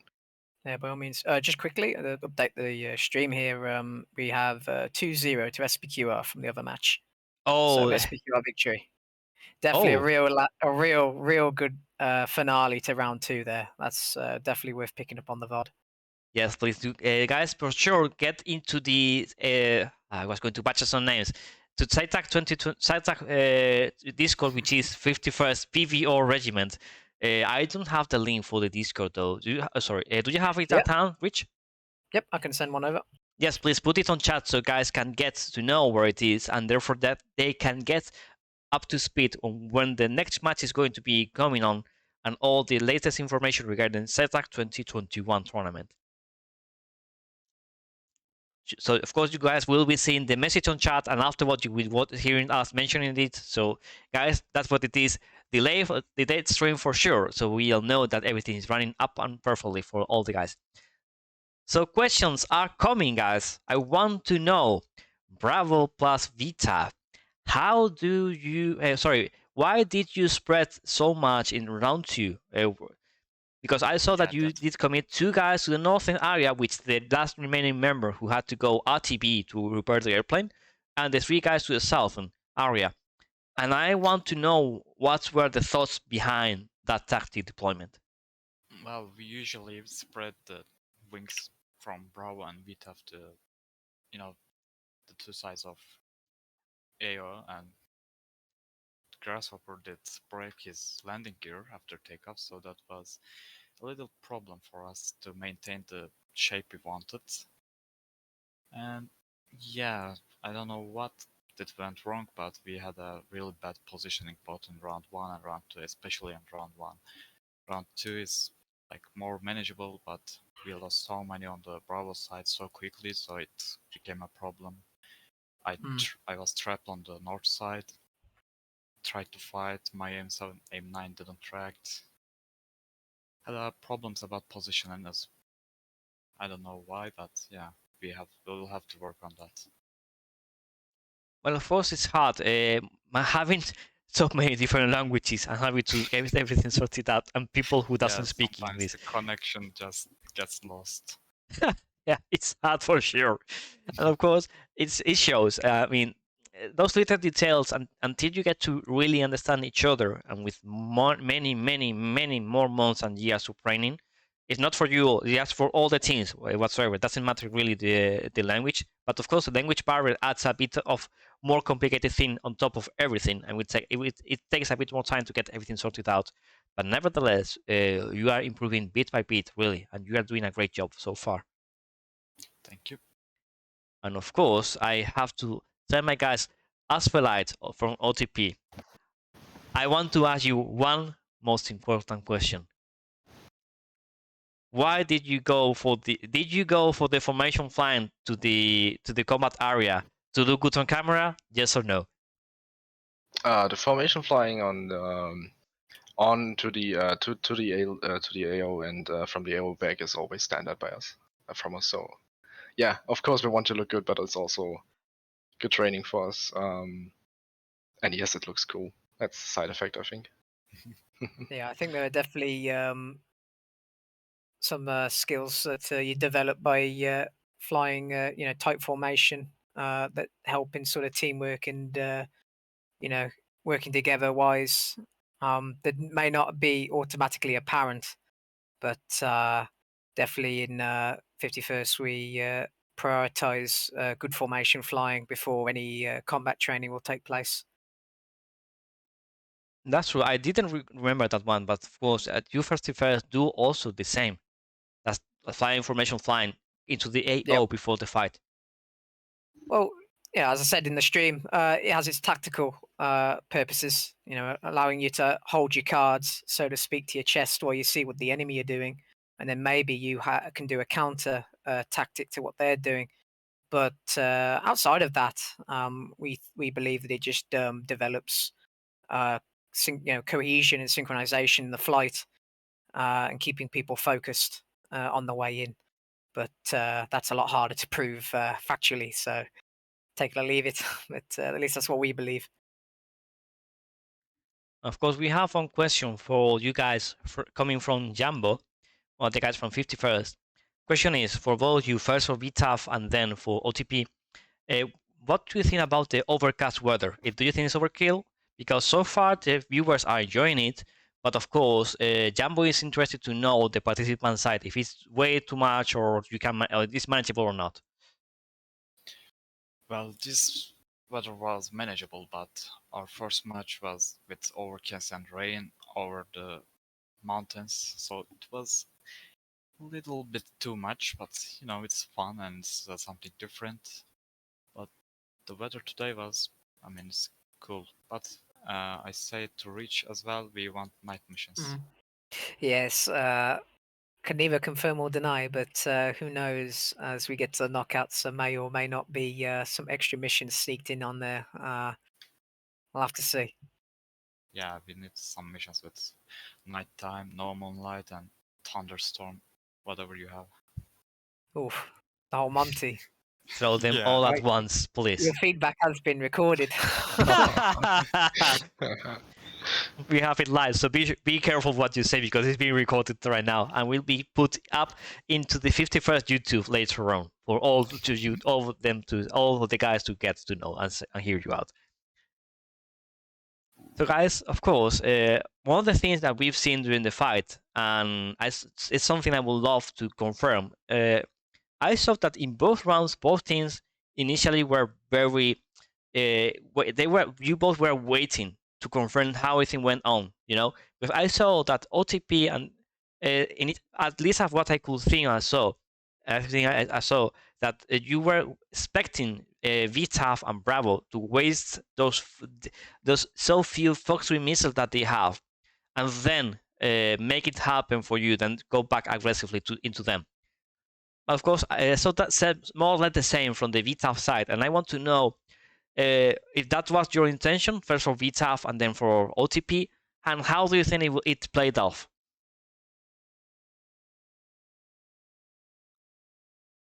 Archer, did I meet?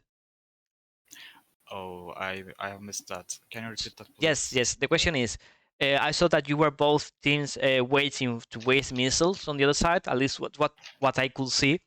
But I want to know if that's what your intention, and that's why you were holding on the first part of both runs, holding those launches and waiting for the enemy to come.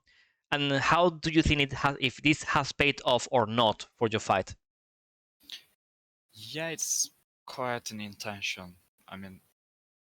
The fights usually start over 20 miles at 20k feet, so the first missiles are gonna be line of sighted by mountains or get snatched easily, so no one wants to waste missiles like that since you have only 4 actives.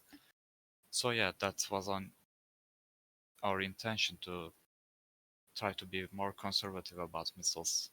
But against oTp, I think it didn't pay off, but they did the same, so it was like a standoff fight, who gets who faster. So yeah, they didn't waste missiles either. So, Asfela, do you want to comment and add? Yeah, of course. Like Archer just said, it's difficult to evaluate whether a long range shot is a good thing to do or not. since the current missile state is a bit off, and most of the missiles will be easily defeated. So holding back your missiles and playing a bit on economy is, I think, essential today, and it will be for the whole tournament unless there's a patch released or something like that. And yeah, and you're also generating a lot of pressure on the enemy team if they have to defend. So yeah, I think we managed to defend VTAFs and Bravos missiles quite well. We also spotted some missiles, the expected missiles that actually came. So yeah, I think we did quite okay today. And I don't know, Deliberator, should I comment on the weather or? Yes. Oh, sorry. Yes, I Yeah, all skipped good. I that part. I was just Sorry. wondering. My bad. My Oh, bad. dear. Yeah, all good. The overcast is pretty okay so far. We haven't had the luck to fly in rain, but for me, personally, rain is not really an issue. But as soon as you get to hazy weather where you can't see really far, that's a bit an issue. Also, I mean, yeah, but hardcore weather is just a bit. Maybe it's a bit too much. Like Arch just said, in the mountains with a lot of rain and a lot of haze, maybe it's a bit too much, but it's also a nice challenge. So yeah, I think we're good at the moment. That's definitely great. And of course, Rich, do you want to? Oh, sorry, I have one more question for the chat. And of course, Rich, if you want to add something afterwards, that would be awesome. And that would be the end of the interview, okay? Gotcha. So, question for VTAF. And this is something that I will want to ask also for oTp afterwards. Do you know the effects of the F-16 jammer has on the Hornet and Tomcat? And do you know if the jammer is a help for the 14 actually? Well, I know one thing. I don't know, should I say it or not? The Tomcat things are, quite strange. So yeah, True. we know something about that, and yeah, I reported something about the Tomcat jammer back before the event started to reach and break shot, which is thankfully they banned the ECM on Tomcat. But yeah, there's many things going wrong with Tomcat and Phoenix missiles, so yeah, we didn't use the ECM. Yeah, Bravo guys did use it, but on VTAF side we didn't use the ECM because we don't need it and it's broken, so why would we bother ourselves with that? So Asfala, do you want to comment on this matter, mate? Yeah. So I think ECM in general in DCS is a bit well, no, it's not really used a lot, and since the introduction of the 16 jammer, I've just seen the F-16 radar having issues with the range while it's being jammed. So you have a contact that is jumping on the range scale between very far and the actual range or below that. So you're just having issues with calculating or expecting the target at a different range. And for the F-14, I don't think the Phoenix missiles are bad or something, or there's something wrong with them. It's just the way the F-14 jammer works. Like it's flashing, for example, instead of a continuous jam. So it's a bit different, and therefore it also needs to be handled a bit differently. And so I disagree with Archer with this point a bit. But yeah, for us, it doesn't really check out to use jamming at the moment. Okay, so there you go, your answers, mates. And of course, I would love to close this up with Rich. If you want to give add something to the interview more, mate. Yeah, sure. Well, yeah, mainly just on the ECM point. It seems ED are making it their focus now in early 2022 to provide more modeling for ECM and more features. So hopefully, in a few patches' time, we'll see it evolve on that front. But time will tell. Of course, we will know in 2 more weeks, as per usual. As per usual. In Yeah. 2 as more per weeks, TM. TM. As Always. usual. Always. Don't forget the trademark. Oh, yeah. Of course, if not, we will be sued. Yeah. Nevertheless, guys, let's end this here. And once again, OTP, Asphalt, thank you. Oh, really, my mind's going places. Congratulations for your victory in today's match. A very well-deserved victory for you, gents. Yeah, congratulations. Well played. Thanks Deliberator, thanks Archer. Good fight, VTAF and Bravo. We enjoyed that match. Yeah, Yeah. same here. It was a very fun watch. It's very fun fight to watch, gents. Of course, Archer. I know you and you guys are improving every time I watch you. I see you. You are improving every time, and I love you see keeping going forward and moving forward, and being every time best and best and best and best. I know you were one of the best teams on TAC 21-1, and I know you will be one of the best teams once again in a few more months, really, for sure. Yeah, maybe. The tech times we were playing really often, like at least once a week, but now we are playing like once in 3 weeks, so that kinda affects us as well. But yeah, it's just for fun, so we mostly try new stuff on SATAC. Shall see if it's gonna pay out or not, but it's fun whatever the result is. It's Yeah, fun being that- fighting with the people, so that's the best mindset to have. Don't take it too seriously. And yeah, as Break exactly. always says, you learn more from a loss than a win. Exactly. And as long as you're not getting frustrated over the outcome, you'll progressively just keep getting better and better and better. It's just how it You have goes. to try something new and lose by like that, so you can learn something else. Absolutely. Okay, Jens, and with this, we are going to make this the end of the interview. Sadly, I'm checking with my guys. We have something scheduled, and I will have to cut it short. We will not be able to check the topics today. I'm sorry, Jens. I'm running a bit later than I expected, and we'll have to keep it short. Nevertheless, guys, OTP and VTAF, Archer, Asphalt, of course, one and only Reach 69, sorry, 66, 76. Oh, nice. Oh, wait. Oh, yeah, Oh, 76. yes, That's the one. wait, yeah. 77. No, thank you for That's Black Pixel. But just before we go, yeah, thanks flying SATAC 2021, gents, and fantastic flying by all today. It was a great watch. Thank you. Thank you, it's a lot of fun being here. And for all the I enjoyed viewers, it. see you next week. Bye bye. Take it easy. See ya.